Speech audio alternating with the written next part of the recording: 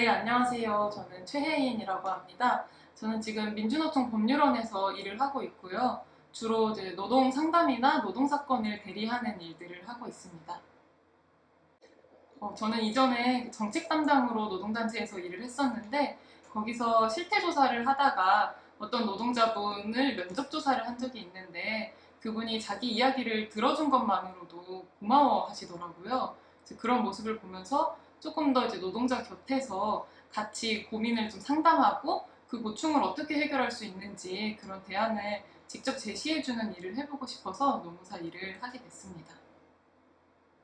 직장인 A씨는 직장 갑질에 대한 이야기이기도 하지만 그런 괴롭힘들이 발생할 수밖에 없는 이제 사회적인 불평등 구조를 꼬집는 이야기이기도 합니다. 그 사회 제도가 어떻게 사람들한테 상처를 만드는지 그리고 그 속에서 직장 내 괴롭힘이라는 모습으로 드러나는지를 보여주면서 우리가 힘들게 직장 생활을 하는 와중에 겪을 수 있는 다양한 사례와 그것들을 어떻게 극복했었는지 그런 이야기들을 담고 있습니다.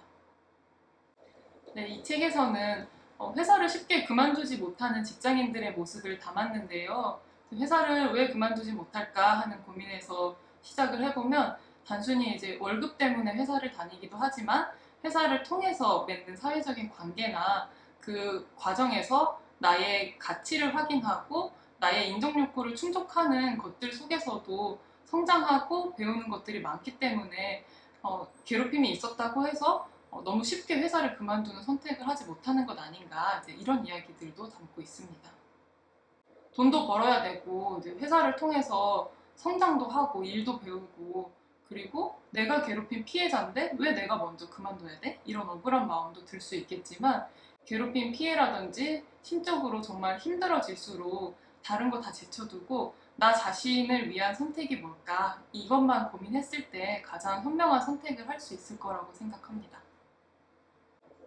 회사에서는 직장 내 괴롭힘 문제가 처음 발생하면은 괜히 시끄럽기만 하고 그 피해자만 조용히 하면은 아무 일 없었던 것처럼 다시 평온해질 거라고 착각하곤 하는데 이미 이제 누군가 균열을 내기 시작한 이상 여기저기서 계속 고충은 터져 나올 수밖에 없습니다. 그래서 직장 내 괴롭힘 사건이 처음 발생했을 때 좀 당황스럽겠지만 암이 되기 전에 조그마한 덩어리를 처음으로 발견했다고 생각하고 좀 흔쾌하게 그 사건을 받아들이고 조직을 한번 돌아보는 계기로 삼았으면 좋겠습니다. 직장 내 괴롭힘이나 부당 대우를 당했을 때 노동자가 구제받을 수 있는 제도들은 많이 있지만 이런 것이 이제 실효성이 부족하다라는 지적이 늘 있어요. 그래서 관리 감독을 강화한다거나 작은 부분에서도 보완해야 할 점이 무엇이 있는지 그런 것들을 계속해서 좀 보완을 해나가는 작업이 필요할 것 같고요. 그리고 이제 사회보장제도가 좀 더 확대돼서 이제 직장 내 괴롭힘 피해를 당한 사람이 자신의 건강을 생계의 두려움으로 그냥 맞바꿔서 계속 그런 고립된 상황에 처해 있지 않도록 사회적인 울타리를 좀 마련할 필요가 있을 것 같습니다.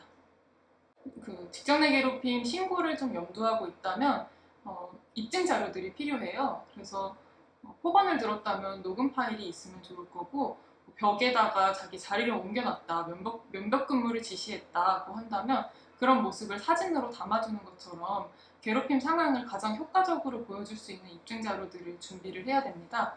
만약에 입증 자료를 좀 모으기 힘든 상황들이 있을 수 있어요. 예를 들어서 투명인간 취급을 한다거나 업무에서 배제한다던가 하는 것들은 녹음을 할 수 있는 것도 아닌데 이런 것들은 좀 날짜를 특정해서 구체적으로 육하원칙에 따라서 꾸준하게 기록을 해두면 나중에 입증 자료로 쓸 수 있으니까 이런 준비들을 하는 시간을 좀 충분히 가지셔야 할 것 같습니다.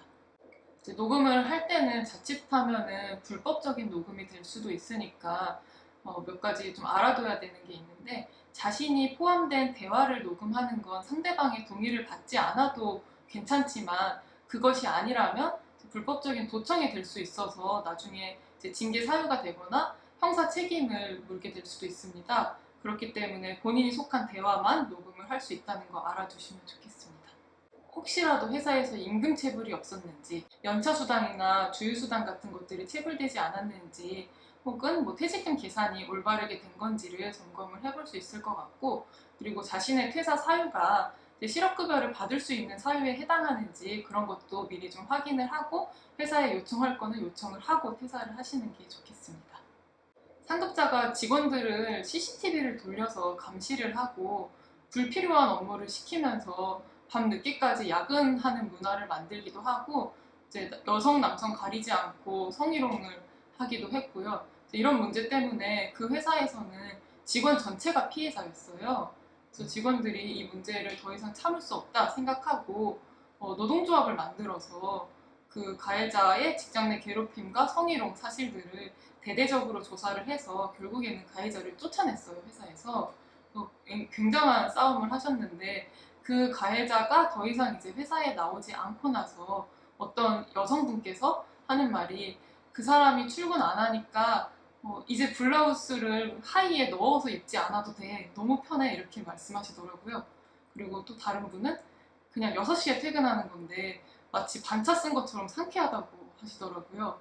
그래서 어떻게 보면은 되게 당연한 거고 누구나 그런 칼퇴나 옷을 어떻게 입는지 이걸 자유롭게 누릴 수 있어야 하는 건데 대단한 싸움을 통해서만 그런 것들을 쟁취했다는 게 한편으로는 꼭 저랬어야 하나 싶은 안타까운 마음도 들었지만 이제라도 좀 정상화할 수 있어서 참 다행이었고 그 과정들이 좀 통쾌했기 때문에 저도 옆에서 지켜보면서 이렇게 화이팅을 외치는 그런 싸움이기도 했습니다.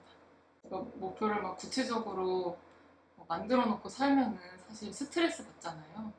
그래서 목표는 없고요. 그냥 느슨하게 생각하고 있는 거는 이제 조금 더 공부를 해보고 싶은 게 있는데 사회보장제도나 불평등에 대해서 공부를 해보고 싶고 나중에 이제 그걸로 소설을 또 써보고 싶은 생각이 있습니다.